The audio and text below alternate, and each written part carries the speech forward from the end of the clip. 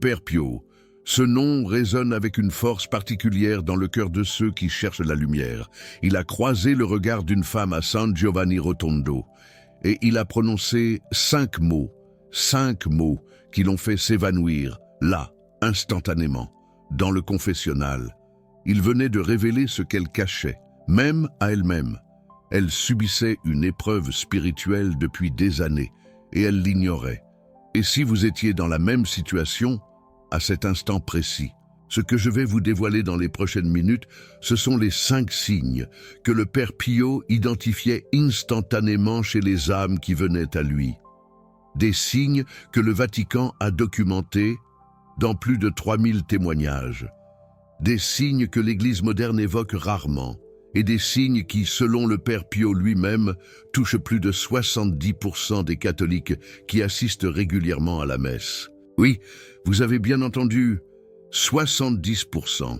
Mais avant de vous révéler chacun de ces signes, je dois vous raconter ce qui s'est passé.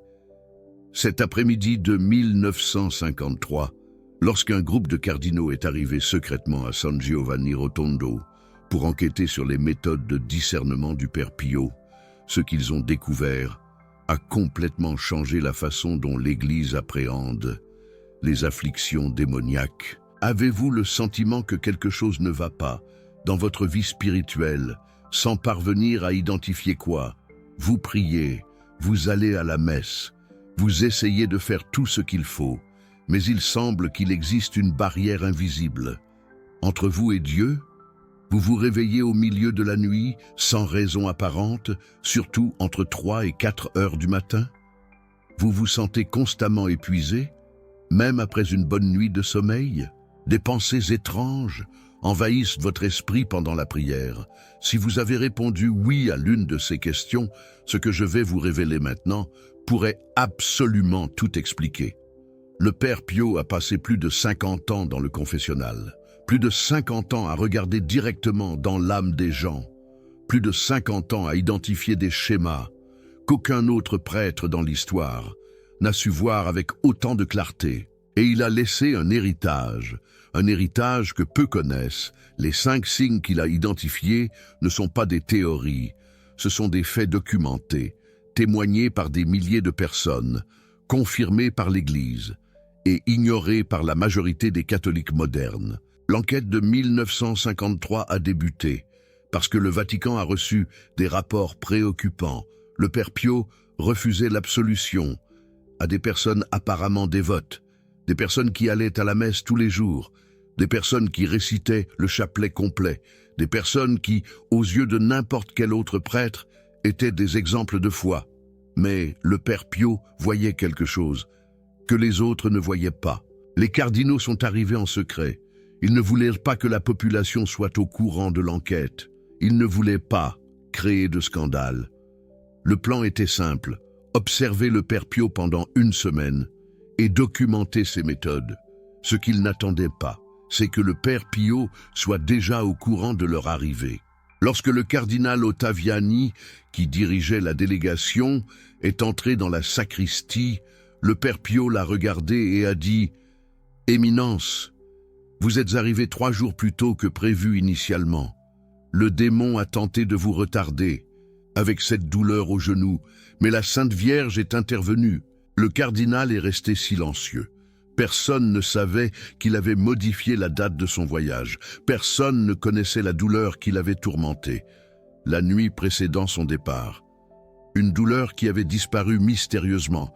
Lorsqu'il avait récité le chapelet, à 3 heures du matin, ce fut le premier signe que l'enquête révélerait bien plus que ce qu'ils espéraient.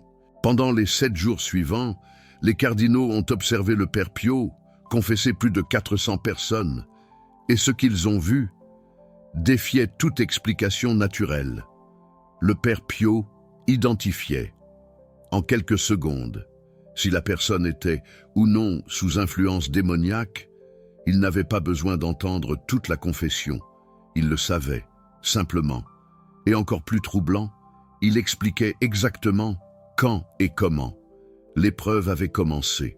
C'est le 4e jour de l'observation que le Père Pio a révélé aux cardinaux les 5 signes universels.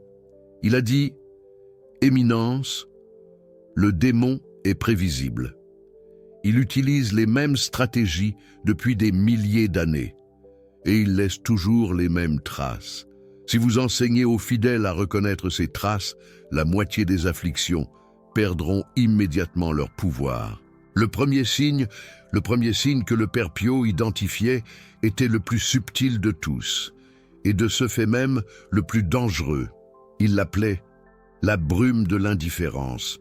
La personne commence à perdre graduellement l'intérêt pour les choses de Dieu. Ce n'est pas un rejet actif, ce n'est pas une décision consciente d'abandonner la foi. C'est quelque chose de beaucoup plus insidieux. La messe, qui autrefois apportait la paix, commence à paraître trop longue. Le chapelet, qui était autrefois un refuge, commence à sembler répétitif. La prière, qui autrefois connectait au ciel, commence à ressembler à un monologue vide. Le Père Pio a expliqué aux cardinaux, le démon sait qu'il ne peut pas arracher la foi d'un coup. Alors il la corrode petit à petit. Il place une brume entre l'âme et Dieu, une brume si fine que la personne ne s'en rend pas compte. Elle continue d'aller à la messe, elle continue de prier, mais quelque chose a changé. La flamme a diminué. Le cardinal Ottaviani a demandé comment différencier cette brume démoniaque d'une simple phase d'aridité spirituelle qui est commune dans la vie de tout chrétien. La réponse du Père Pio fut révélatrice. Il a dit, dans l'aridité spirituelle naturelle, l'âme souffre de l'absence de Dieu. Elle en ressent le manque, elle cherche, elle lutte. Dans la brume démoniaque, l'âme s'accommode. Elle ne ressent pas le manque, elle ne cherche pas.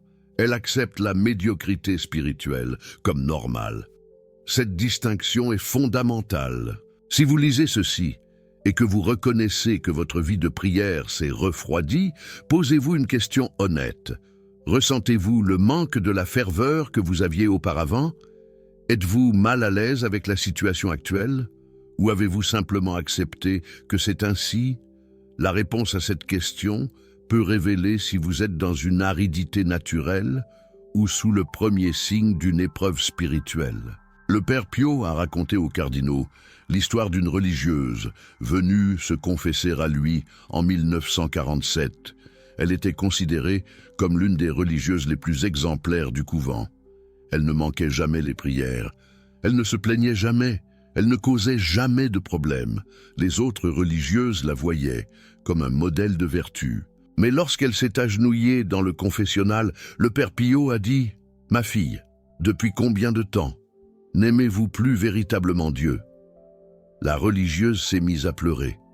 Elle a confessé que, depuis plus de 10 ans, elle remplissait toutes ses obligations religieuses, de façon mécanique, sans rien ressentir, sans rien désirer, sans rien chercher, au-delà de la routine. Elle avait confondu obéissance et amour, elle avait confondu présence et dévotion, elle avait confondu habitude et foi. Le Père Pio lui a dit « Le démon vous a convaincu que faire le minimum est suffisant, et vous l'avez cru. Pendant 10 ans, il vous a volé la joie de la sainteté, et vous ne vous en êtes même pas rendu compte, parce que vous continuiez à remplir vos obligations. » La religieuse a demandé ce qu'elle devait faire.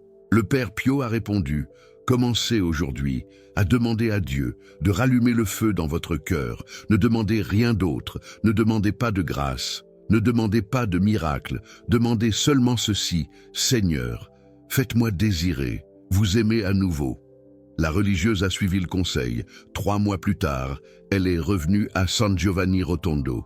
Père Pio l'a reconnue immédiatement et a souri. Il a dit « La brume s'est dissipée, bienvenue de retour à la vie, c'est le premier signe. La brume de l'indifférence, l'acceptation de la médiocrité spirituelle, la perte graduelle du désir de sainteté. Si vous vous êtes reconnu dans cette description, ne paniquez pas.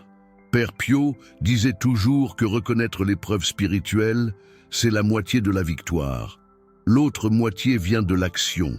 Mais avant de vous dire quoi faire, je dois révéler les 4 autres signes, parce que rarement le démon utilise une seule stratégie. Et les signes suivants sont encore plus révélateurs. Le deuxième signe que Père Pio identifiait, il l'appelait la voix de l'accusateur. C'est un schéma de pensée qui semble venir de l'intérieur, mais qui a une origine extérieure. La personne commence à entendre une voix intérieure qui constamment l'accuse. Ce n'est pas la voix de la conscience qui nous alerte sur le péché. C'est différent. C'est une voix qui accuse sans offrir d'espoir. Une voix qui condamne sans offrir de rédemption. Une voix qui rappelle les péchés du passé déjà confessés, comme s'ils n'avaient jamais été pardonnés. Père Pio expliquait « La conscience est comme une mère qui réprimande son enfant pour le corriger. L'accusateur est comme un procureur qui veut seulement condamner. La conscience montre l'erreur et indique le chemin de la correction. L'accusateur montre l'erreur et dit qu'il n'y a aucune correction possible. » Les cardinaux étaient impressionnés par la précision de cette distinction. Père Pio a continué. Combien de catholiques vivent sous le poids de péchés qui ont déjà été abaissous? Combien se confessent du même péché des dizaines de fois, parce que la voix de l'accusateur les convainc que Dieu n'a pas pardonné pour de vrai? Combien abandonnent la foi, parce qu'ils croient qu'ils ont commis quelque chose d'impardonnable? Il a raconté l'histoire d'un homme qui est venu à San Giovanni Rotondo en 1951. Cet homme avait un secret terrible. Dans sa jeunesse, pendant la guerre, il avait commis un acte qui le tourmentait depuis plus de 30 ans. Il s'était déjà confessé de ce péché à 7 prêtres différents. Chacun d'eux l'avait absous, mais il n'arrivait pas à se pardonner. La voix de l'accusateur disait constamment « Dieu a peut-être pardonné aux autres, mais pas à toi. Ton péché était différent. Ton péché était pire. Tu ne mérites pas le pardon. » Quand l'homme est entré dans le confessionnal de Père Pio, il n'a même pas eu besoin de parler. Père Pio a dit « Mon fils, tu portes un poids qui n'est pas le tien depuis 32 ans. Ce poids ne vient pas de Dieu. Dieu t'a pardonné à la première confession. Dans les 6 autres, tu ne confessais pas un péché. Tu alimentais l'accusateur. » L'homme a commencé à sangloter. Père Pio a continué. « Chaque fois que tu doutes du pardon de Dieu, tu donnes du pouvoir aux démons. Chaque fois que tu répètes une confession déjà faite par insécurité, tu dis que le sang du Christ n'a pas été suffisant pour ton péché. » Cette vérité a frappé l'homme comme un éclair. Père Pio lui a donné une pénitence inhabituelle. Il a dit « Ta pénitence est de ne plus jamais te confesser de ce péché. Chaque fois que la voix de l'accusateur viendra, tu répondras à voix haute. Cela a déjà été lavé par le sang du Christ. Je ne t'appartiens plus. » L'homme a suivi la pénitence. Dans les premières semaines, c'était difficile. La voix de l'accusateur a intensifié les attaques, mais peu à peu, elle a perdu de sa force, jusqu'à ce qu'un jour, elle s'arrête, simplement. C'est le deuxième signe, la voix de l'accusateur, le doute constant sur le pardon divin, le poids de péchés déjà absous, l'incapacité d'accepter la miséricorde de Dieu. Si vous vivez ainsi, sachez que ce n'est pas de l'humilité. Père Pio était très clair à ce sujet. Il disait « Douter du pardon de Dieu n'est pas un signe de repentir profond, c'est un signe d'orgueil. Parce qu'au fond, vous dites que votre péché est plus grand que la miséricorde infinie. » Cette phrase peut sembler dure, mais elle est libératrice quand vous comprenez le sens. Accepter le pardon de Dieu est un acte de foi. Le refuser est un acte d'incrédulité déguisé en humilité. Le troisième signe que Père Pio identifiait, était le plus visible de tous, et donc, paradoxalement, le plus ignoré. Il l'appelait l'isolement forcé. Quand le démon attaque une âme, il essaie de l'isoler, de l'éloigner de la communauté de foi, de créer des barrières entre elle et d'autres personnes qui pourraient l'aider.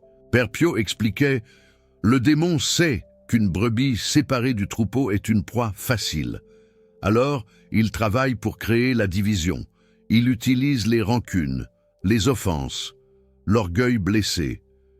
Tout ce qui fait que la personne s'éloigne de l'Église, des sacrements, de la communauté. » Les cardinaux ont demandé comment cela se manifestait dans la pratique. Père Pio a donné plusieurs exemples. La personne qui arrête d'aller à la messe parce que le prêtre a dit quelque chose qui l'a offensé. La personne qui abandonne le groupe de prière parce qu'elle a eu un désaccord avec un autre membre. La personne qui cesse de se confesser parce qu'elle a eu honte de la dernière confession. La personne qui se convainc qu'elle peut avoir une vie spirituelle seule, sans avoir besoin de l'Église. Il a dit, dans tous ces cas, il y a une justification apparemment raisonnable. Le prêtre a vraiment pu être grossier. Le membre du groupe a pu être injuste. La honte peut être genuine. Mais observez, dans tous les cas, le résultat est le même. La personne s'éloigne. Et c'est exactement ce que le démon veut. Père Pio a raconté l'histoire d'une famille entière qui a cessé de fréquenter l'église à cause d'une dispute avec le bedeau de la paroisse. La dispute portait sur des places réservées sur les bancs, une question insignifiante qui a dégénéré en offense personnelle. La famille a quitté la messe en jurant de ne plus jamais revenir. 10 ans plus tard, la matriarche de cette famille est venue à San Giovanni Rotondo, pas pour se confesser. Elle était venue seulement comme touriste, curieuse de voir le fameux frère stigmatisé. Mais quand elle est passée dans le couloir où Père Pio marchait, il s'est arrêté, l'a regardé et a dit « 10 ans loin de Jésus à cause d'une place sur le banc, le démon doit être très satisfait de la transaction. » La femme est restée paralysée. Père Pio a continué à marcher, mais a dit par-dessus son épaule « Le bedeau est mort il y a 3 ans, et il est déjà au ciel. Vous allez attendre combien de temps de plus pour rentrer à la maison ?» La femme est tombée à genoux en pleurant dans le couloir. Dans l'après-midi, elle a cherché Père Pio pour la confession, et toute la famille est revenue à l'église dans les semaines suivantes. C'est le 3e signe, l'isolement forcé. La tendance à s'éloigner de la communauté de foi pour des motifs qui semblent justifiables, mais qui aboutissent exactement à ce que le démon désire. Père Pio répétait toujours « Le démon ne se soucie pas de la raison pour laquelle vous vous éloignez. Il veut seulement que vous vous éloigniez.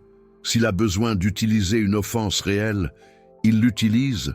S'il a besoin de créer une imaginaire, il la crée. L'important pour lui, c'est le résultat. » Si vous êtes éloigné de l'Église pour une raison quelconque, posez-vous une question honnête. Qui y gagne? Ce n'est pas une question de savoir qui avait raison ou tort dans la situation originale. C'est une question sur les conséquences. Étiez-vous plus proche de Dieu lorsque vous vous en êtes éloigné? Votre vie spirituelle s'est-elle améliorée? Votre paix intérieure s'est-elle accrue? Si la réponse est non, vous savez ce que vous devez faire. Le 4e signe que le Père Pio identifiait était peut-être le plus perturbant pour les cardinaux qui l'écoutaient. Il l'appelait l'inversion des sens. Quand une âme est soumise à une épreuve spirituelle prolongée, quelque chose d'étrange commence à se produire. Les choses de Dieu commencent à provoquer un inconfort, et les choses du monde commencent à paraître trop attirantes. Le Père Pio expliqua « Une âme saine ressent la paix dans la prière. Même si elle est difficile, elle ressent la joie à la messe. Même si elle est fatiguée, elle ressent une attirance pour le bien, même si cela coûte. Une âme sous attaque commence à ressentir l'opposé. La prière apporte l'anxiété. La messe apporte l'ennui. Le bien semble trop lourd. » Il donna un exemple concret. Une personne qui pouvait réciter le chapelet complet avec facilité commence à trouver insupportable de terminer une dizaine. Une personne qui aimait auparavant l'adoration eucharistique commence à regarder sa montre constamment. Une personne qui se sentait en paix en jeûnant commence à devenir irritée et amère. Le Père Pio dit « Le démon ne peut pas changer la réalité. Mais il peut changer la perception. Il ne peut pas rendre la prière mauvaise, mais il peut faire paraître la prière insupportable. Il ne peut pas rendre le péché bon, mais il peut faire paraître le péché attirant. » Les cardinaux demandèrent comment une personne pouvait savoir si elle expérimentait cette inversion. Le Père Pio répondit « Demandez-vous, qu'est-ce qui m'attire le plus facilement? Les choses qui édifient mon âme ou les choses qui la nuisent? Qu'est-ce qui exige le plus d'efforts? Faire le bien ou éviter le mal? Il raconta le cas d'un jeune séminariste qui a failli abandonner sa vocation à cause de ce signe. Le jeune homme était entré au séminaire, plein de ferveur. Pendant les 2 premières années, la vie de prière était sa joie, mais au cours de la 3e année, quelque chose a changé. La prière a commencé à lui paraître un fardeau. Les études théologiques qui le fascinaient auparavant ont commencé à lui paraître ennuyeuses. Les tentations auxquelles il était facile de résister auparavant sont devenues presque irrésistibles. Il pensait qu'il avait perdu sa vocation, que Dieu s'était éloigné de lui, qu'il n'avait peut-être jamais été appelé en vérité. Ses supérieurs l'ont envoyé à San Giovanni Rotondo pour parler au Père Pio. Quand le jeune homme entra dans le confessionnal, le Père Pio dit immédiatement « Vous n'avez pas perdu votre vocation. Vous êtes attaqué parce que votre vocation est vraie. Le démon ne perd pas de temps avec ceux qui ne sont pas une menace pour lui. » Le séminariste commença à pleurer de soulagement. Le Père Pio continua « Ce que vous ressentez n'est pas la voix de Dieu qui vous renvoie, c'est la voix de l'ennemi qui essaie de vous expulser. La différence est cruciale. Dieu appelle avec paix, même lorsqu'il demande un sacrifice. Le démon éloigne avec perturbation, même lorsqu'il offre du plaisir. » Il donna au séminariste une orientation spécifique. Chaque fois qu'il ressentirait une répulsion pour la prière, il devrait prier 5 minutes de plus que d'habitude. Chaque fois qu'il ressentirait une attirance pour quelque chose de mal, il devrait faire un petit sacrifice en réparation. Le séminariste suivit les orientations. Ce fut difficile au début, mais peu à peu, les sens spirituels commencèrent à se réorienter. L'inversion fut corrigée. Il termina le séminaire et fut ordonné prêtre 3 ans plus tard. C'est le 4e signe, l'inversion des sens, quand le bien paraît lourd et le mal paraît léger, quand la prière cause de l'anxiété et le péché cause de l'attraction. Si vous expérimentez cela, sachez que ce n'est pas un signe que vous êtes une mauvaise personne. Cela peut être exactement l'opposé. Cela peut être un signe que vous êtes une menace suffisante pour que le démon investisse du temps et de l'énergie à vous attaquer. Et maintenant, le 5e signe, le dernier et le plus grave de tous. Ce signe, le Père Pio le révéla aux cardinaux avec une grande sérieux. Il demanda qu'ils ferment la porte de la salle avant de parler. Le 5e signe, il l'appelait la contamination du sommeil. Quand l'épreuve spirituelle s'intensifie, elle commence à affecter les rêves, pas de manière aléatoire, de manière spécifique et récurrente. Le Père Pio expliqua « Le démon ne peut pas entrer dans l'âme sans permission, mais pendant le sommeil, les défenses naturelles de l'esprit diminuent. C'est pourquoi tant d'attaques se produisent la nuit. C'est pourquoi les 3 heures du matin sont appelées l'heure du diable par les exorcistes. » Il décrivit les schémas qu'il identifiait. Cauchemars récurrents avec des thèmes de persécution, de mort ou de désespoir. Se réveiller toujours à la même heure, surtout entre 3 heures et 4 heures du matin. Sensation de présence dans la chambre au réveil.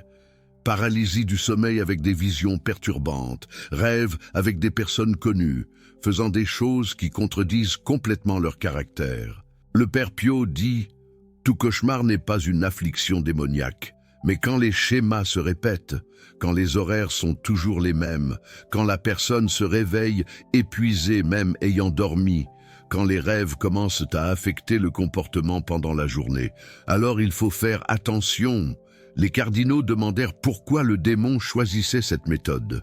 Le Père Pio répondit « Parce que cela fonctionne. La personne ne peut pas contrôler ce qu'elle rêve. Elle se réveille perturbée, mais elle ne peut pas prouver qu'elle a été attaquée. Elle commence à avoir peur de dormir. La peur génère de l'anxiété. L'anxiété génère de l'épuisement. L'épuisement affaiblit les défenses spirituelles. C'est un cycle. » Il raconta le cas le plus grave qu'il avait jamais traité. Une femme vint à San Giovanni Rotondo en 1949. Elle ne dormait pas bien depuis plus de 2 ans. Chaque nuit, exactement à 3h15, Elle se réveillait avec le même cauchemar. Dans le rêve, elle était dans une église vide. Les images des saints étaient tournées de dos et une voix disait à plusieurs reprises « Dieu t'a abandonné. Il n'y a pas de salut pour toi. » Elle était allée voir des médecins, des psychologues, d'autres prêtres. Personne ne pouvait l'aider. Les médecins disaient que c'était du stress. Les psychologues parlaient de trauma. Les autres prêtres priaient pour elle. Mais rien ne changeait. Quand elle arriva au Père Pio, elle pouvait à peine tenir debout, tellement elle était épuisée. Le Père Pio la regarda avec compassion et dit « Vous n'êtes pas folle, vous êtes en guerre, et vous perdez parce que vous ne savez pas qui est l'ennemi et quelles armes utiliser. » Il passa plus d'1 heure avec elle. C'était inhabituel, car normalement, ses confessions duraient quelques minutes. Ce qu'il lui révéla à ce moment-là changea complètement sa situation. Le Père Pio expliqua à la femme que le cauchemar avait un point faible, et toute affliction démoniaque a un point faible. Il dit « Le démon a choisi l'église vide, parce qu'il sait que vous aimez l'église. Il a choisi les saints de dos, parce qu'il sait que vous confiez à l'intercession. Il a choisi la phrase « Dieu t'a abandonné », parce qu'il sait que votre plus grande peur est exactement celle-là. Il utilise vos propres forces contre vous. » La femme demanda comment cela pouvait l'aider. Le Père Pio répondit « Parce que cela signifie qu'il a peur des mêmes choses que vous aimez.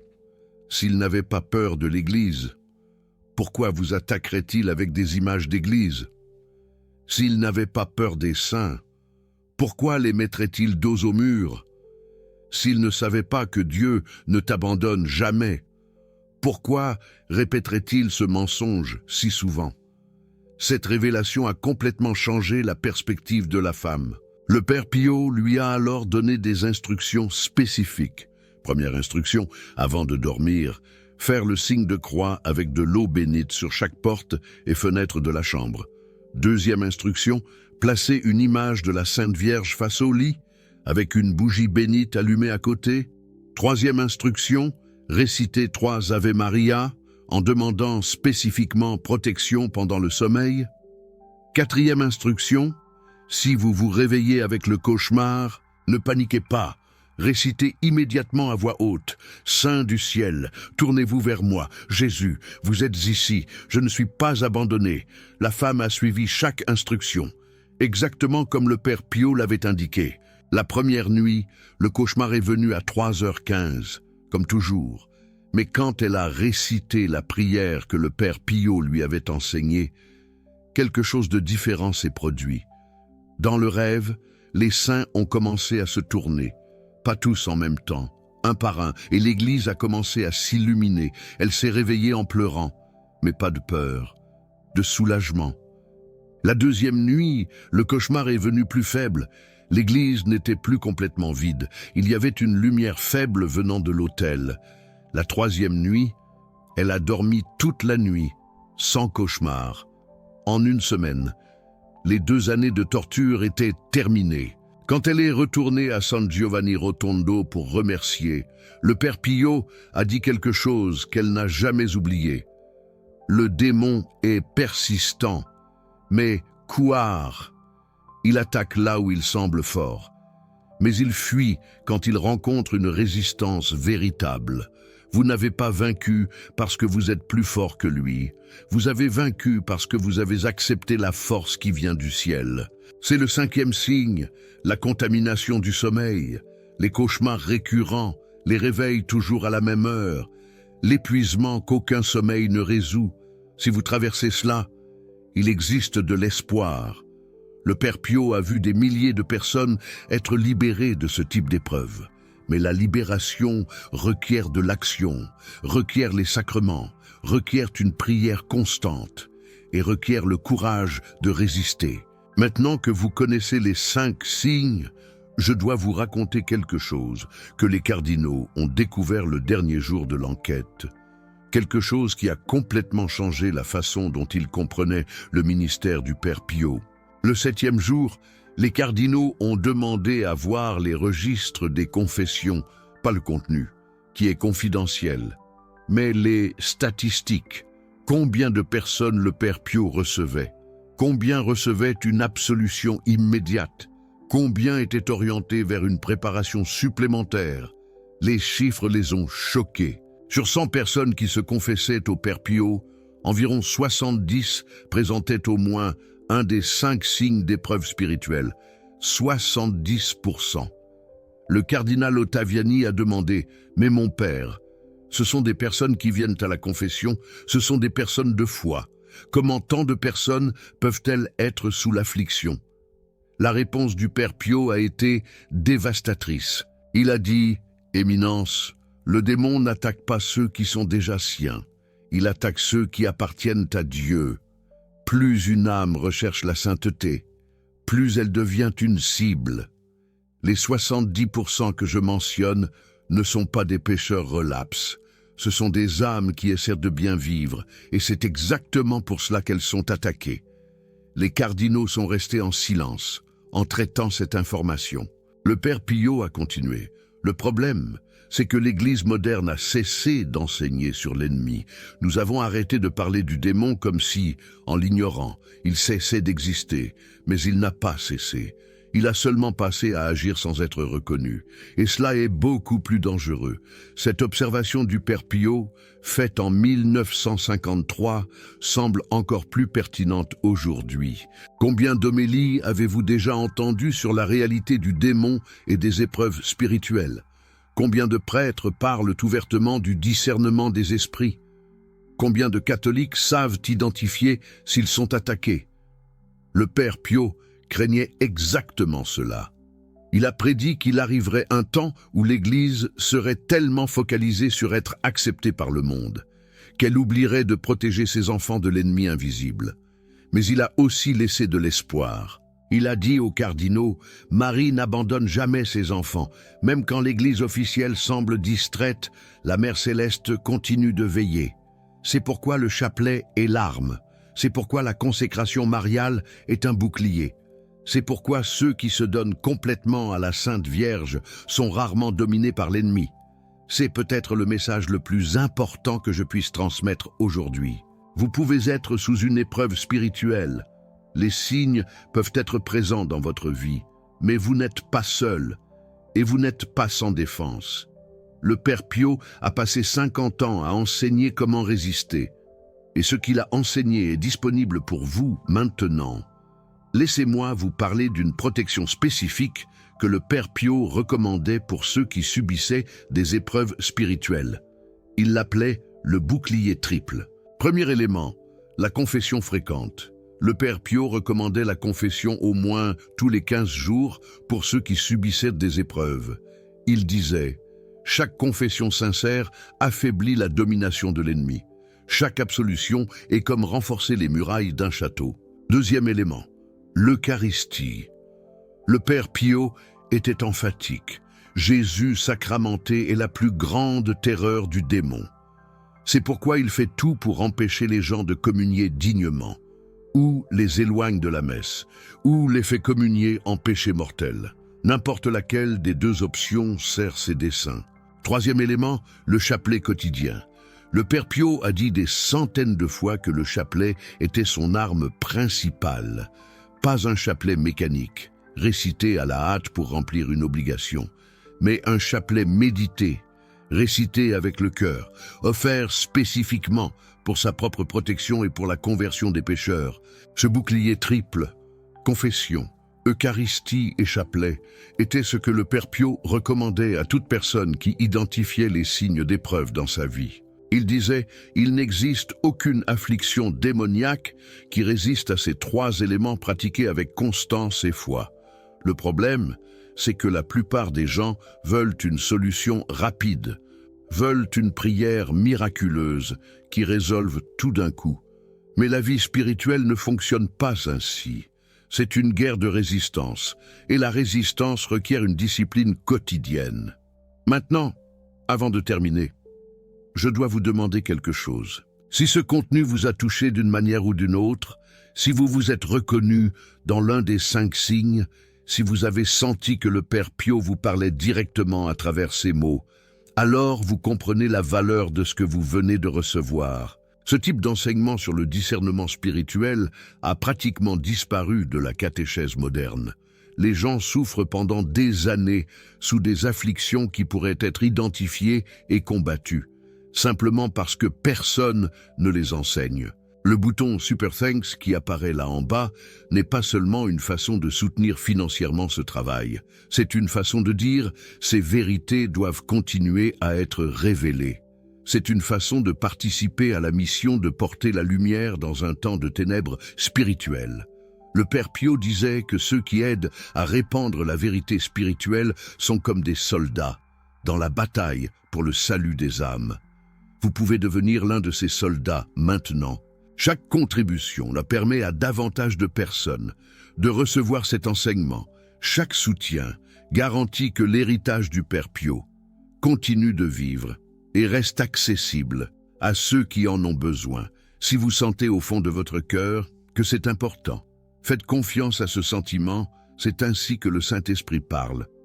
Mais indépendamment du soutien financier, ce qui importe maintenant, c'est ce que vous allez faire de ce que vous avez appris.